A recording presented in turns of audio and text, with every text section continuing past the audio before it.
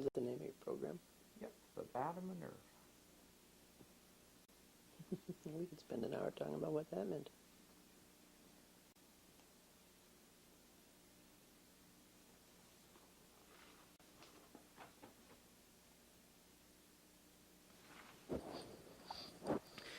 Good evening and welcome to the Bat Minerva.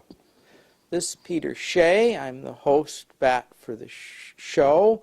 By the kind offices of Katie Gray Brown, I can tonight, as a rare special Hitchcockian event, actually appear on camera. Thank you, Katie. Today I'm visiting an old friend, fellow housemate, Rosalie Wahl out in Lake Elmo.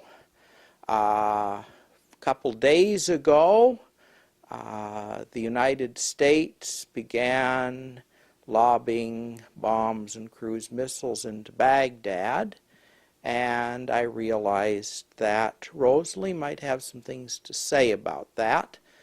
I also realized that there wasn't probably anybody on earth I'd rather hear comment on these matters than Rosalie. So I gave her a call and she kindly agreed to be with us tonight and talk to us about her thoughts on this latest American military adventure. Rosalie, thank you so much for being a part of our strange enterprise tonight. You followed this with some amusement, I know, from its inception. I'm glad you finally have been able to be my guest. We have an hour tonight, so we can be kind of leisurely about talking about this. The lead up to this war's been sort of long. We've had quite a while to think about what's happening, what's likely to happen. I guess I'm interested to start with in your thoughts and observations and feelings as you've watched the United States move closer and closer to dropping bombs over the last 3 weeks.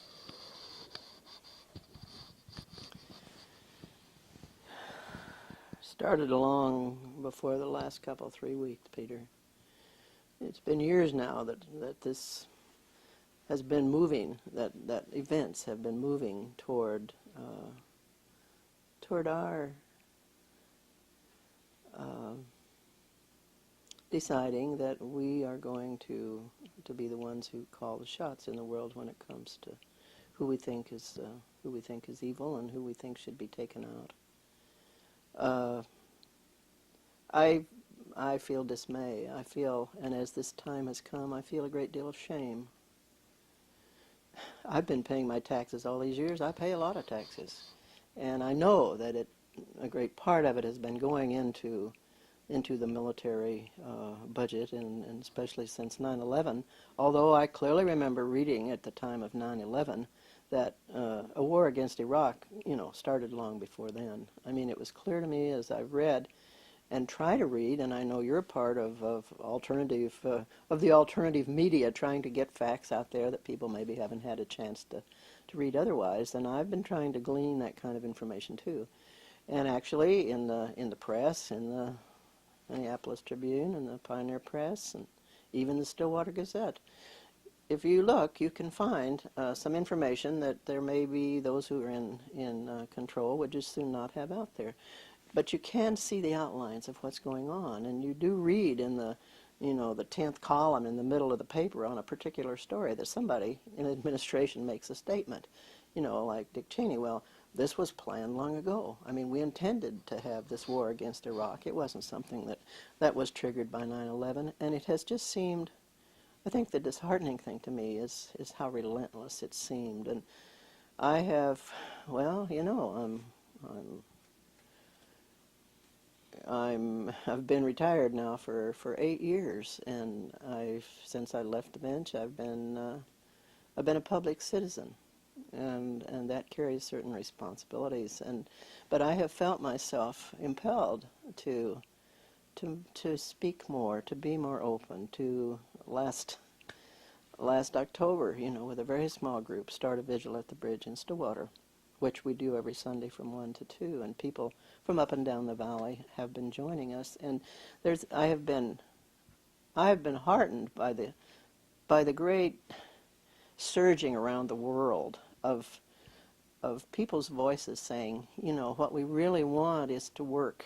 We really want to work through the United Nations. We really want peace. We don't want to do more killing, because killing just sets us further back from the starting line where we have to go to make this the kind of world we want it to be. And so, I don't know, people love to watch wars, I think. Many today are probably glued from the time they get up until 12 o'clock at night to see what they can find. And I must say, it has always fascinated me. I know a lot about wars. I mean, I lived through the Second World War as a young woman, and I lost somebody very dear to me there. I was there when the United Nations was formed. I knew the great hopes that we put in it, and I think that it's still our best hope for working to make this the kind of world we want. I'm just distressed at the direction that our country's leadership has taken us. And I'm going to continue to speak up. I think we have to be a presence. I think we have to stand. I mean, I feel dreadful. I feel sad for our young people who are over there. I feel sad for all of the people that are in Baghdad under that barrage right now, probably, of the bombs. I mean, it's terrible. It seems to me like anybody who's watched anything about war, and you may be aware that within the last few weeks, PBS ran a series it was about the Second World War, the war in Europe and the war in the Pacific. Anybody who watched that, I cannot believe that they would want to do another war if there was any possible alternative. I mean, so maybe it would be all right. Now here I'm going to get controversial. I mean, maybe it'd be all right if the president and Vice President Cheney and Donald Rumsfeld, if they led the attack and they were the ones that were going to get their guts torn out or blown up, as other people are. But I think we have this sense that, no, other people are going to fight the war. I'm going to make the decision. I'm going to push the button. I'm going to say, I'll decide when to drag the whole world into this kind of chaotic situation where nobody knows what's going to happen and nobody really has much control. That may have been a volcano. I don't know. Let there be more such. You've had to watch a lot of public events sort of from the sidelines. I didn't mention it in my introduction because I was kind of assuming everybody who hadn't been under a rock for the last 50 years might know that Rosalie Wahl was the first woman appointed to the Minnesota State Supreme Court, served there for many years, had a distinguished career. During that career, your office, to some extent, muzzled you.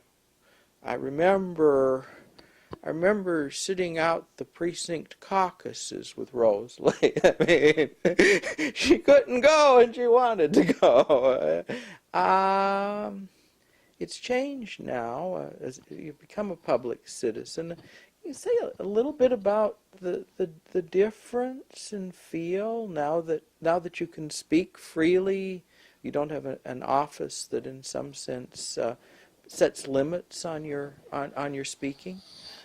Well, let's just go back to that, Peter. I never felt restrained on the court. It was when I went on the court, I realized that it was a different role. I realized that I couldn't be the kind of advocate for various positions. I resigned from every organization I belonged to, except the Religious Society of Friends, practically speaking, because a case might come before the court in which any one of these organizations might have been a party, and I wouldn't want to have to, recuse myself because I had had membership in a particular organization. And it was my wonderful opportunity, both in the law and on the court, to to really be at the heart of what rule of law is all about, and the realization that every case that was there were real people, and that the law existed for them, and that we operate under the law. And that's why I'm so convinced, that's why I so believe in the United Nations, and that we must have world law to which we all give some allegiance over the issues that affect the whole world. And so it was a part of it. It did limit my rabble-rousing, so to speak. I mean, I couldn't just go out and say what I would have liked to said on particular issues, but that wasn't my job. I mean, the job at the court and the job that our judges and so forth have is to try to be fair, to every person that comes before them, no matter what their color, no matter what their gender, no matter what their ethnicity, no matter what their economic status. Try to be fair. And to the extent that we succeed in that, our society's better, and people are willing to accede to the decisions of the court. I don't know how many people in Iraq, I don't know how willing people in this country would be if there was some monolithic power that was going to come in and say to our leaders, you have 48 hours to leave, and then we're going to set up a regime for you that's going to give you democracy. Can you imagine Americans' reaction to that? I mean, we are so isolated. We are so, what's the word? It's not just that. We have, what's the word when you can't speak anybody else's language, and you can't operate on an equal level to them. You just, everybody's got to speak English. And How about ethnocentric? no, that isn't, it's a good word, but that isn't what I'm meaning. Okay. But anyway. I never have been able to put words in your mouth, Rose, that I'm not going to start now. Okay. It's just that we have been separated for so long from so much of the world, and despite the fact, that anybody in this audience has probably got grandparents or great-grandparents who came from some other part of the world, or if they came from here, then they're Native Americans, which they also know has got its problems with regard to living in this society. So we deny that. I mean, we don't think about it. We don't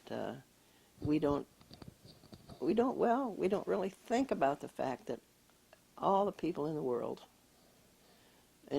are members of the human race. We all are members of the human race. And I mean, Marian Anderson would sing, he's got the whole world in his hand. And that's true.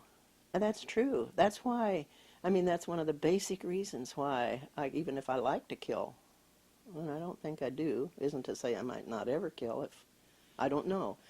But just the thought of destroying, fellow human beings when there would be any other possible way to work together to get the things that we all really want. We all really want a roof over our head. We all really want food. We all really want to be secure. How secure do you think anybody is in the Middle East today, this very day, this very minute, with the bombs falling? Even the people in Israel are thinking, will there be a Scud missile land on us? The Kurds, the Turks, the Saudi Arabians, all of those people, they have no idea what's going to happen, and they are living in a constant state of fear. Now, we don't have that yet. We have a little inclination that when we lose a few thousand people and 2 buildings and a piece of another one, we howled to high heaven. I mean, it was like this had never happened to anybody in the world before. People were dying all over the world, but it wasn't until it was our people who were dying. It wasn't until us. It wasn't until our buildings that this became serious enough to declare war, on, well, first, the hijackers, and that's true. These are criminals. It was a criminal act, and it should be dealt with as a criminal act. It should be dealt with by our law enforcement and our world law enforcement agencies, and people should be brought to justice. But it does not justify our deciding that we can declare in this world, who's an evil empire and who is a threat to our security, and that then we can take our massive military strength. Nobody in the world. I mean, we spend we spend more in a yearly budget for military things than 5 top nations in the whole rest of the world. And of course we're going to win. Of course we're going to prevail, at least. Maybe not win. We're going to prevail in Iraq because they can't withstand. They can't withstand what we can put in. But we're not going to win the peace that way. And I don't think we're going to win the peace by alienating. I mean, we in this country, our country, and I have to include myself in it. It's my country, and it's doing things in my name that I don't like. But we stand in front of the court of world opinion, and it's like we have got a good deal to be a little concerned about. Going back to the commitment you've had over a long time to the rule of law. The rule of law has taken quite a few hits in the course of this rocky history we've had since September 11th. Wondering how you've thought about that. Do you think that I kind of have been practicing a speech. I don't know if I'll give it. I think it'll get me in jail if I do, but I've been practicing it nevertheless for the next time I'm called to jury duty. And I've been saying, there comes a time when the disregard for the rule of law at the highest levels pollutes the whole system, makes it questionable whether a citizen can turn a prisoner over to the proper authorities with the assumption that his or her punishment will be what the law requires and not what some bozo thinks might be a good idea. I mean, the president seems to have unilaterally at one point made a law that says riding next to a terrorist in a certain sort of vehicle is a capital crime for Americans. I don't recall there was any debate on that law. I am just wondering how you see the state of the rule of law in this country as the things have happened over the last couple of years. Well, 2 things, maybe 3 things, maybe 5, Peter. 10 if you'd like, Rosalie. We got a long time. First, your message I like.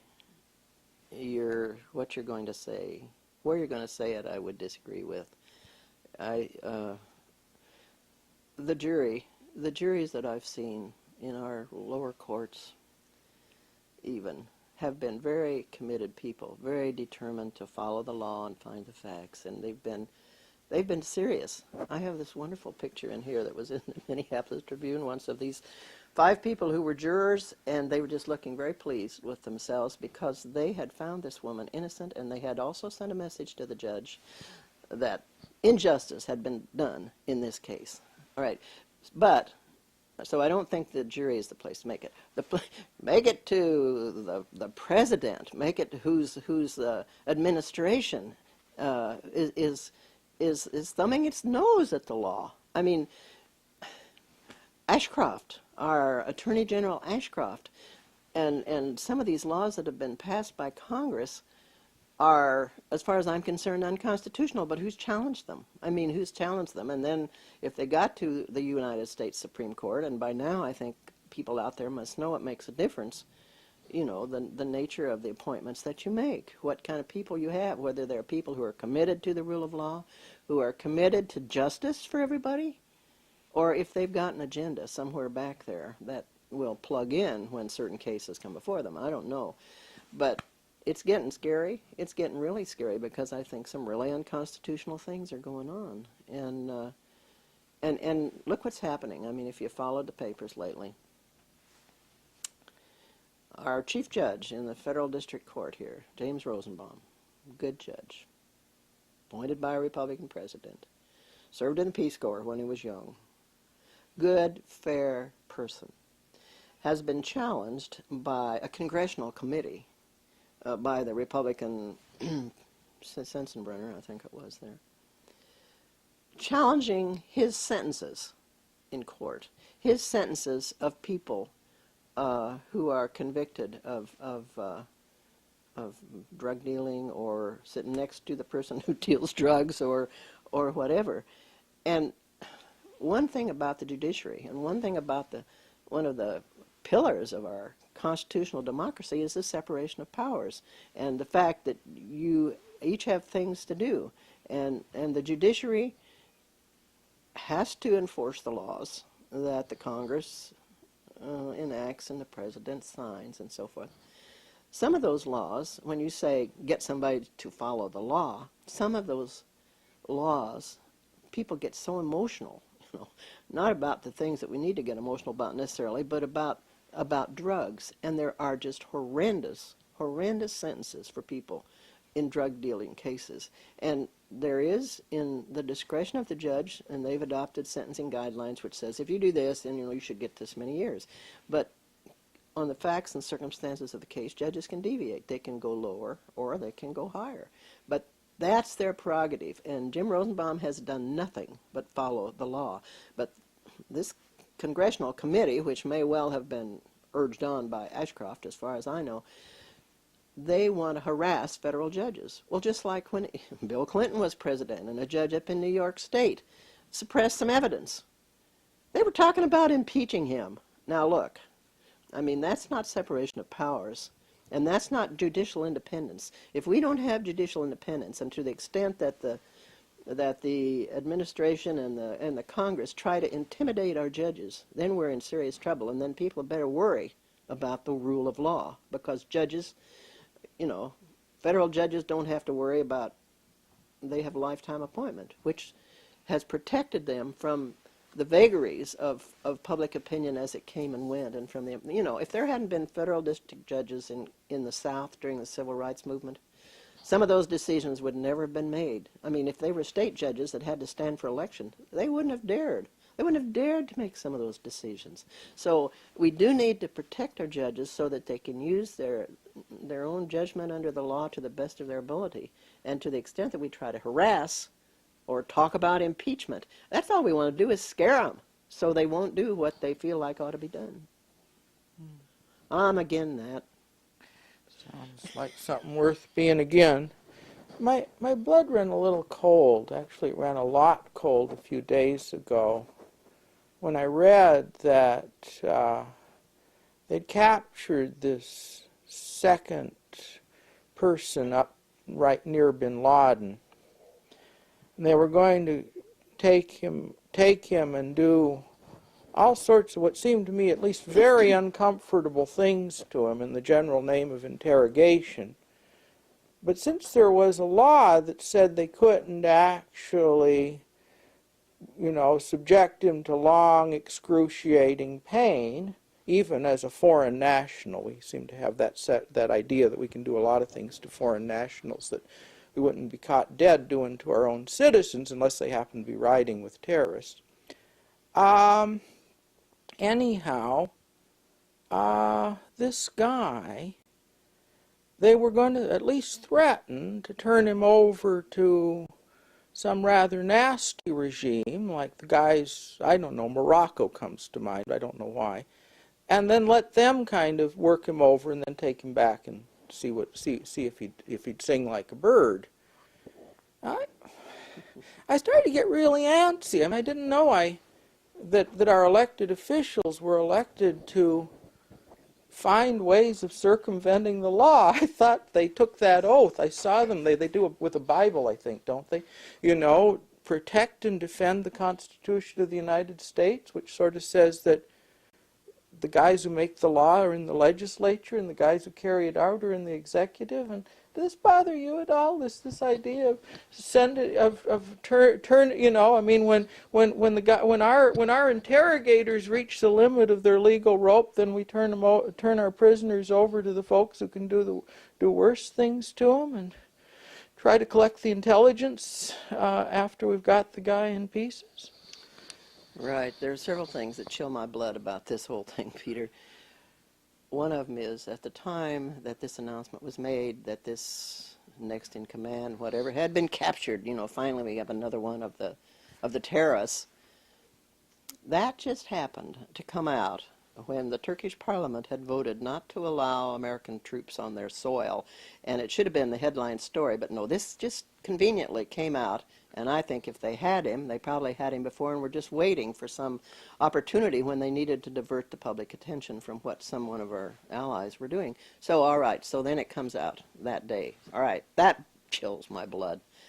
Then in terms of how we deal, we do take this oath, and we certainly do, to those of us who are in the law, those of us who are public officials in any kind, to uphold the Constitution.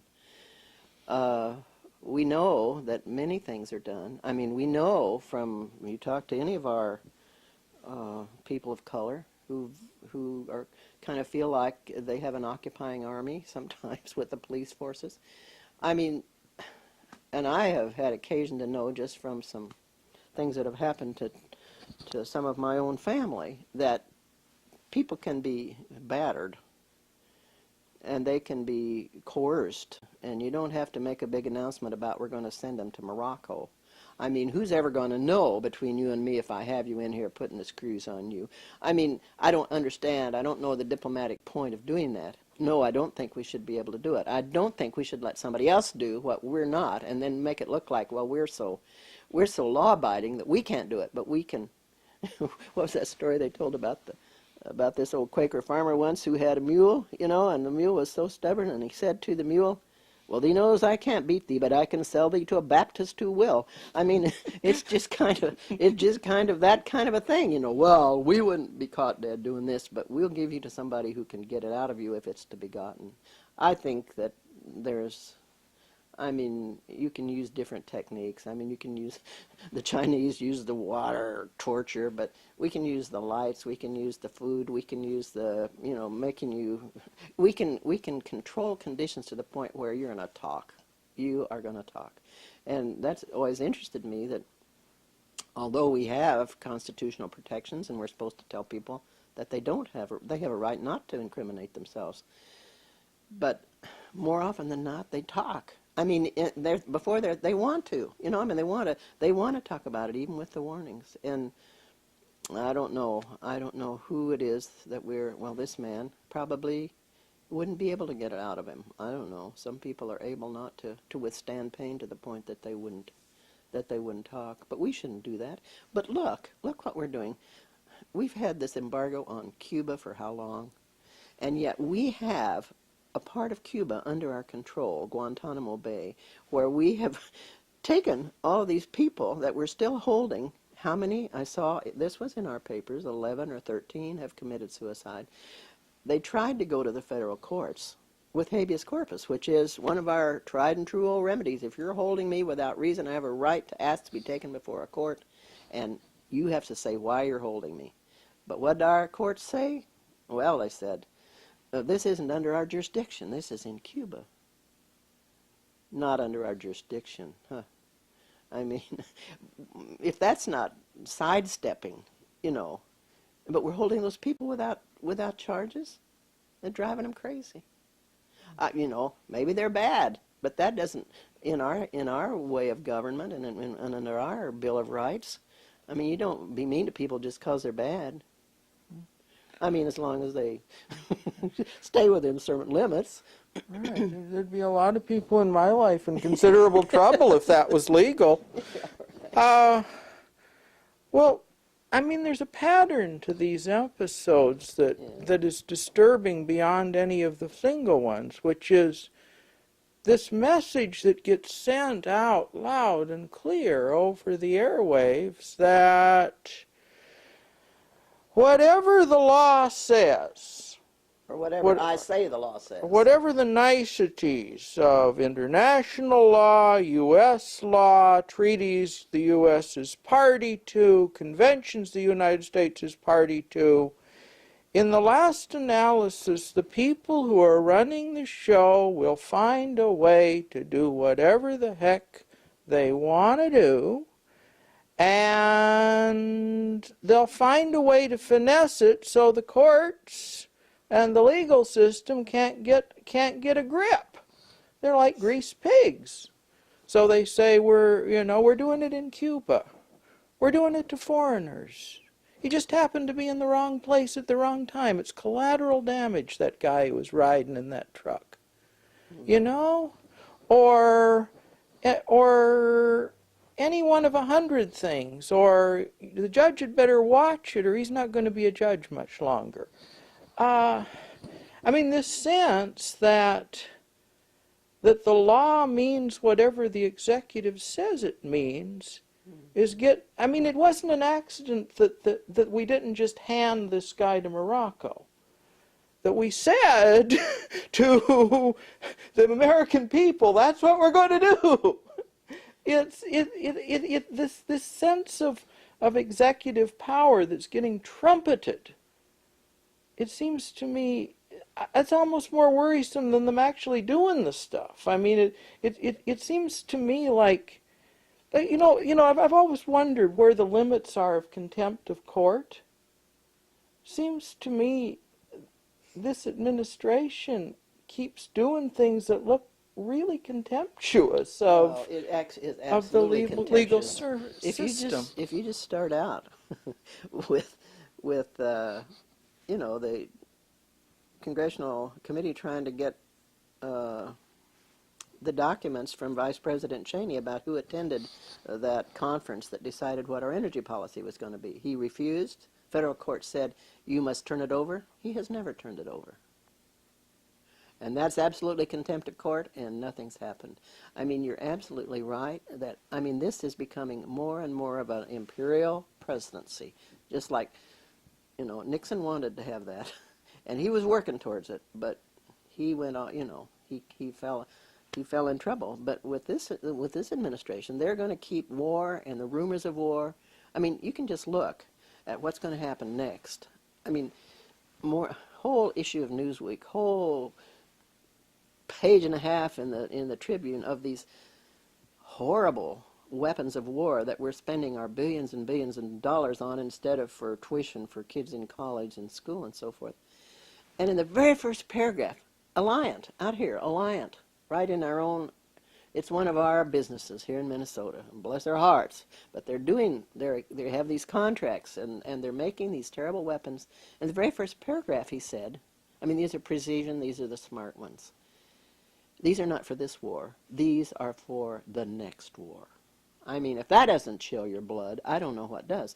But if we keep this administration, if we keep this mindset in the country, if we let people go on being just brainwashed by the sound bites they get and by the little bit of information that they get, I mean, we're going to be so far down the road, Peter, that it's going to be hard to get back. And when I think, the German people could say afterwards, well, we didn't know.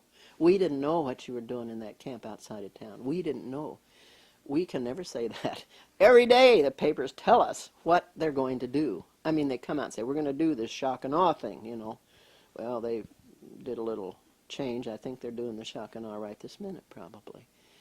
But we know what's going to be done, and Bush is going to move if he can keep people excited enough. I mean, no matter what's happening to the economy, no matter what's happening to our national debt, and to the additional interest we'd be paying to all the financial, poobahs that there are out there, we don't have to look at that. And who's heard about Enron for who knows how long? As long as you can keep our minds on a war here, and if we win in Iraq, we'll turn to Iran, or we'll turn to North Korea, or we'll turn to Pakistan. I mean, the world is full of wars that we could continue if we're going to continue with this mindset, and we're going to say we're the ones that decide, what your regime should be. We've supported many tyrants. We still do, as long as they agree with our policies, or they let us use their resources or their territory the way we want. I wish we could say that we're always just standing up for the freedoms of the people in the world, but it begins to have a hollow sound when we treat people like you're saying, when the protections, the constitutional protections we have, when they're being ignored, contemptuously ignored. I mean, it's scary. It's scary for our country, for the country that we are and can be. And we're being taken over by this whole mindset. And I don't say that a lot of people don't feel this way, because they do. I mean, I stand at the bridge Sunday after Sunday after Sunday, and the cars go by, and many wave encouragement, and many don't. And many of them give you the finger and say, "Drop the bomb right here," and a few things like that. So I know that there are people. What I can't understand is the anger. Why they're so angry. You know, I can understand wanting to support the president and wanting to go to war, but why would I be so filled with anger if somebody disagreed with me or thought this wasn't the right way? I don't. And people are. There's so much emotion out there. There's so much emotion, and I see it more in the people that support the war. And I think that we're going to have hard times ahead if we hang in and keep on fighting. What are we going to do when we're through with the bombs in Iraq? I mean, we're not going to be able to build a peace there. Certainly not. I mean, we never will. The Iraqi people are going to have to do it. But we certainly can't. Whatever needs to be done has got to be done multilaterally and with the UN. There was this wonderful, I mean, I have not always thought, I mean, Newsweek has seemed to me a part of the mainstream media. Do you know that magazine? I do indeed. About this last week, the 23rd, they had this tremendous issue with about 4-part article in there about what was happening in this country, how we'd really gotten off the track. And they talked about how after the Second World War, we were in this position. We were the mightiest power in the world. We had the military. We had control of economic. And we could have done just what we're doing now. But instead, we chose to be generous. Instead, we chose to work through with other countries. We chose to do the Marshall Plan and help countries get back on their feet. And that was the whole thing that we've been doing almost all of the 20th century after the Second World War until now. I don't know if we know the word of generosity or of, community in the world. And so many people are counting on us. That's why I feel so really hurt that people all over the world have looked to us for help when they were in big trouble. And, every month I send money to Amnesty International to sort of help try to get somebody out of jail in some other country who's there as a political prisoner. And they look here. And when we're doing all these things, just think of where do they look for hope? Except in this great movement, which, I don't remember if it was Desmond Tutu. No, who was it said there was only one superpower in the world. Now there are two, and the second one is this great surging mass of world opinion, which is rising up all around the world in the cities and in the streets, and who are saying, we don't want war. We don't want to solve our problems this way. So that's hopeful. But we're going to lose our leadership position if we haven't already. It's striking. You remind me of something I kind of known and haven't thought about for a bit, that just how available the mass of information to put together pretty much any case you want, and certainly to put together opposition cases to American policy is. I mean, in the old days, the opposition papers, well, you had to find the right newsstand. Now you go to Common Dreams, and it's all there. Or move on. You can find the websites, and for anything that's being said on every channel, you can find some serious, thoughtful answer. Nobody intelligent or educated can claim they didn't know. They didn't have access to alternative opinions. Well, in this they odd don't. way. They don't, Peter, in a way. But that's where I put my hope, is in all of your generation and younger, down through Katie and down even younger. I'm getting pretty close to your generation Oh now, no, you're Rosalie. not. I mean, you're in there. You know how to use the web. You know how to use the internet. You know, and I think that's been the whole means. That's been the whole channel through which the movement for peace has grown. But there are many of us who don't have computers. I mean, there are many of us who don't take newspapers. There are people who have computers who still feel like those people that put their wooden shoes in the French machines. You know, I mean, it's like, forget it. And we can't forget them. So what needs to happen is that all of you who know exactly where to find this material, extract it. Well, like here in our area, Scott Bowl, this wonderful, wonderful man who's the head of the Green Party in Washington County and a great peace activist and just a wonderful man. He does a little newsletter called Earthman Now, and he extracts things, and it's only usually 2 pages long, which I appreciate because what I get from my friend Bill Thompson in Michigan is like 15 pages long, you know, and that kind of buries you. But somebody or bodies need to get all that off of Earth Now. Is that what you said? What was it? Common Dreams is the Common Dreams is the one I read. We need help, those of us out here in the public, to have those who have this access and who know what they're seeing to pull out little extracts. Get it on the streets, do news sheets, hand it out at the bus stops if anybody's going to use the buses.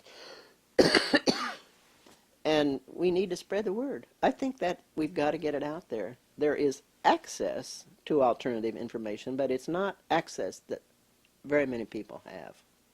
I mean, people in your generation and younger who are computer literate, and there'll be more and more if they know where to find it. But I think now, in this state, in this political situation, we've got to get it on the streets. We have to, you know, one-liners or two-liners or three-liners with the quotes where they're from, and just pages full. Not pages full, front and back, one, have another one tomorrow. I think that's the way we're going to have to work. I've about reached the limit here. Yeah. I've been talking to numbers of people, including, you know, a student about to be deployed, who express the view that if that debate and discussion of war and discussion of possibilities needs to end as soon as the first soldier's boot touches Iraqi soil. That is, for the duration of the war, opposition voices need to be quiet and let those people who are running the war run it, because anything that we say that suggests disunity among the American people is going to simply encourage the Iraqis to hold out longer and is going to put our American troops in greater danger. Now that seems to me, if you take it seriously, cedes the whole public media for the duration of the war to folks with one fairly definite point of view, folks with one agenda. I dislike monopolies, and that one worries me a whole bunch. Although, given the poetic powers of the Bush administration, I'm perhaps less worried than I might be. Shock and awe was not the cleverest literary creation ever done, No, I it's think. called exemplary strikes. That's what we Why don't they call it Operation Mongoose? Wasn't there an Operation Mongoose in World War II? I mean, they named them after animals, which I thought was real sensible, because then they didn't get into this grandiloquence. I mean, what happens And if mongoose did kill cobras. Yeah, right. So mongooses are, you know, I mean, they're a vicious animal, but you don't immediately think somebody's standing on a rock thumping his chest when they hear him saying it.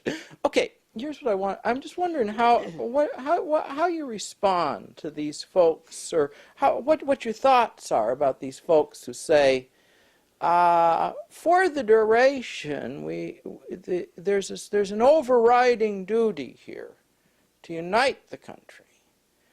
Even if we had our spats before about policy, now's the time for all of us to come together and make this a short, surgical, pinpointed sort of war. You've learned the line well from the major media. The only thing is, of course, shutting up when the going gets rough or when you have big trouble just doesn't work. I mean, if we look at what our Congress did after 9/11, did that Patriot Act, did that homeland, quote unquote, reminds me of Germany's security, and the Congress just rolled over and said to the president, sure, anything you want, Mr. President. And look where it's gotten us. And, I mean, it's kind of in the hands of the people at this point. We are betraying our troops, as far as I can see, if we don't keep saying this war is wrong, we shouldn't be there, we don't want our young men and women to get killed, it's not just that we don't want other people to get killed either, that we shouldn't have them out there. They are there, and they've been training them, and no, it just made me sick to read this, and this is in our paper, where this Lieutenant Colonel of the Marines said, we've been just training them really hard for 2 weeks, and now they're at the peak of their ability to kill. And we don't want them just sitting around, because when a 19-year-old starts sitting around, he'll begin to wonder what killing really is, and we don't want that to happen. I mean, we're letting this happen to our to our young people, and I'm sure all those who are over there think the only way they can possibly get out is just to go ahead and try to get it over with in whatever terms they see that. But I feel that we need to continue, those of us who feel that that this is a wrong way to go, we've got to keep saying so. And if it ends up with I'll see you in jail, it hasn't come to that yet. I mean, you can still protest. I mean, we can still assemble to petition our our officials, as we do when we go to the courthouse and stand out there, or as we do when we go to the bridge, and our right to associate and our right to say what we think. The thing is, it could suddenly get a lot worse on us. So I think for those who want to maintain a peaceful presence, things may get worse. I don't know what's going to happen. I don't know. But we could immediately be clamped down on because all the laws are in place. I mean, that Patriot Act and the Homeland Security stuff is in place so that if the government decides this is bad, and that no, we can't do this, and no, you can't publish this, and I have the right, the government has the right to plug in on your computer and see all what you're getting. So you're getting Earth Dreams, huh? Well, that's on the list.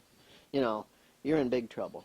I mean, it sounds foolish, but it could happen. It could happen, and we don't want to believe it happens. I mean, I think that we're all in a state of denial, and we feel so. Well, I know the word I was trying to think a while ago was provincial. We're so provincial. I mean, that we don't think of our things in terms of being world citizens. And I think that we have to keep on saying, yes, this is my country, and yes, I'm an American citizen. I am also a world citizen. And if you remember, after the Second World War, when we had the Nuremberg trials and we brought those Nazi war criminals to justice, there were a lot of things said there about the fact that if you were just following the orders of your government, which was wrong, you're going to pay for it afterwards. I mean, that you have a higher duty to an international law than to follow a really bad law of your own country. I mean, we put that on the books, but of course we'll ignore it. I mean, it was our people who were there helping do those trials. So I think it's serious, and I think when I was saying that there's a lot of emotion out there, and it can be maneuvered, it can be manipulated to, we just got to keep our sense. We just have to appeal to the best there is in people, it seems to me. But people are going to, as somebody gets word that their person has been killed, their son or their husband or their whatever, then that intensifies the anger and and the trouble, and it makes it even easier for bad things to happen. I think this has always happened during war times. I mean, you look back through our opinions, even of the United States Supreme Court. There were a lot not to be very proud of during the Second World War. I mean, you know, when national security is on one side, it weighs down very, very heavily. And after the war, well, look what happened to the Japanese. I mean, was interning all these citizens of our country who were born here and owned property and paid taxes and participated in their community. We just yanked them all up and put them in camps. And then how many years later did we do some kind of retribution and some kind of an apology? 50 years.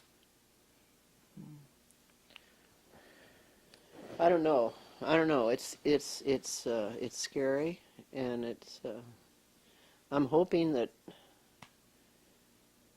we'll be led to do the things that need to be done to preserve our democracy and to preserve our care and concern for all other people. Here as well, even those guys that go across the bridge and give you the finger. I mean, try to respect those people too.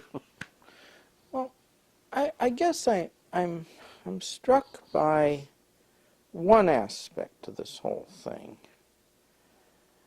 I mean, we've given the judiciary enormous respect. I mean, there's no other class of people who can actually put you in jail for holding them in contempt.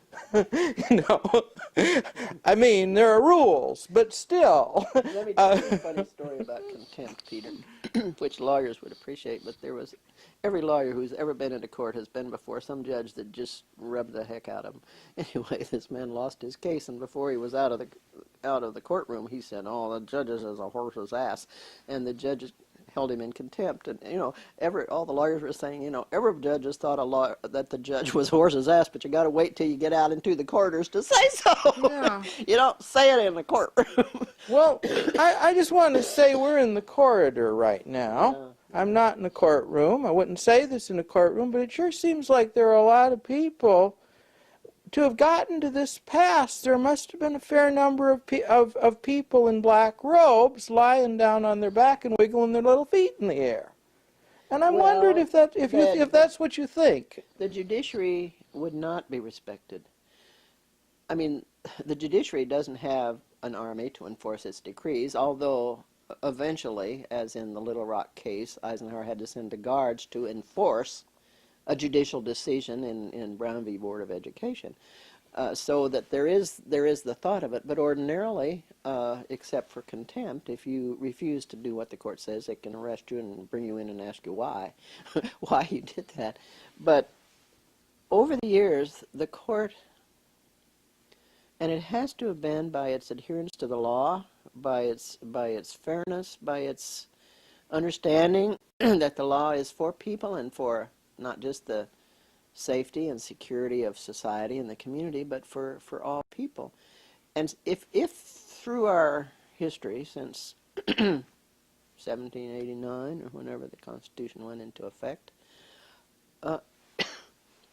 the judiciary has built an institution that has earned it respect.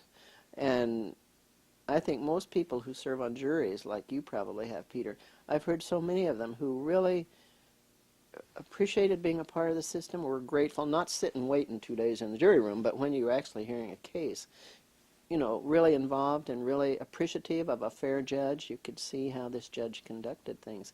If judges had, I mean, I can tell you that if every judge did the maximum on all the sentences, did really, really bad things, they wouldn't have that respect. People would not respect them. They wouldn't think that they were going to get a fair deal when they went to court. And on this thing I was telling you about Judge Rosenbaum and about how this congressman's concerned that he hasn't given every person involved in a drug charge the maximum sentence. Judge Rosenbaum was also taken to the Eighth Circuit on an appeal from a sentence he gave, and this sentence he gave was it was a white-collar crime, and it was for fraud, and it was this fine old gentleman who was 76 years old, and he gave him 2 years more than the medium maximum was because he thought this had been such a bad scheme that he'd had. So he got reversed. So it all depends on, how you do the sentencing. And if you're going to be governed by political considerations, you can see that our whoever's out there now wants, to punish those people, and we have more people of color involved in a lot of these drug deals because white people, while we buy the goods and are the consumers, so to speak, we aren't the ones that get charged. So it kind of depends on who you are. If you do a white collar crime, chances are you'll be handled less vigorously. I'm just wondering about, this history of laws that in your view wouldn't stand up to a constitutional challenge. What's happening there? I keep expecting somebody in the judiciary to say loudly no to something. And Well, I'm not hearing, I'm wondering what you're hearing. There are some who have said no. There have been down in Washington, D.C., in the federal district court there. My friend Gladys Kessler is a judge there, and she said to the Justice Department, you have to release these names of these people you're holding. And I think it was appealed. Probably the Justice Department appealed it, and before some other, the Court of Appeals or something there may have gotten it turned around. But it's so slow, Peter. When you look at the laws, the Congress passes a law. Look at Plessy v. Ferguson. That court decision legitimized Jim Crow all these years until finally, till the Civil Rights Movement came along and the Johnson administration with all of that Civil Rights Act. It's just so long, and right now I'm feeling with you that we don't have a lot of time. And yet, what if I'd have been a judge back in the days when it was a law of the land, as that you had, if a runaway slave came, you had to return him. You had to return him to his owner. Would I have refused to do that? Maybe in Minnesota or maybe in Wisconsin I would have. I don't know. But at some point, if the law seems such a violation of conscience and such a violation of what we can't do, then I guess judges will just have to say, I can't do this, and if you want to impeach me, go ahead. I hope it doesn't come to that, because judges have a lot of discretion, and there are a lot of really good judges, but there are also a lot that are kind of heartless, that have, that certain, will always rule certain ways on certain subjects. Yeah. Well, I guess I'm a supporter of the judiciary, of an independent judiciary. Yeah. Well, I'm a supporter of a semi-independent judiciary. I'd like the judiciary to know that I'm watching them. Oh, well, that doesn't mean semi-independent. Every public official does a better job if somebody's looking over their shoulder, and you should be looking over the shoulders. But we should be sending letters to the Tribune about what's being done to Rosenbaum. They're harassing him and trying to, and by him, he's a reputable figure. By him, think of all the other judges that are going to be. They don't want that done to them. It's terrible publicity. Undercuts your court, makes people not want to come and accept what you're going to do if there's all that kind of stuff. Yeah. Write a letter. Well, watch them. Absolutely watch them. And, I think the people, well, look at mad mothers. Who go into court and watch everything a judge does. There's a group that watches what happens in domestic assaults, how those are handled. Need to do that. Citizens need to watch, and then they need to say what they've seen, and hopefully the judiciary will respond, or the appointing authorities of judges will respond. Well, thank you, Rosalie. Appreciate your time and company in these difficult times. Hope my viewers also appreciate it. It's a share of a very, very nice relationship we've had for a good many years. Thanks for having us in your house. Thank you, Peter.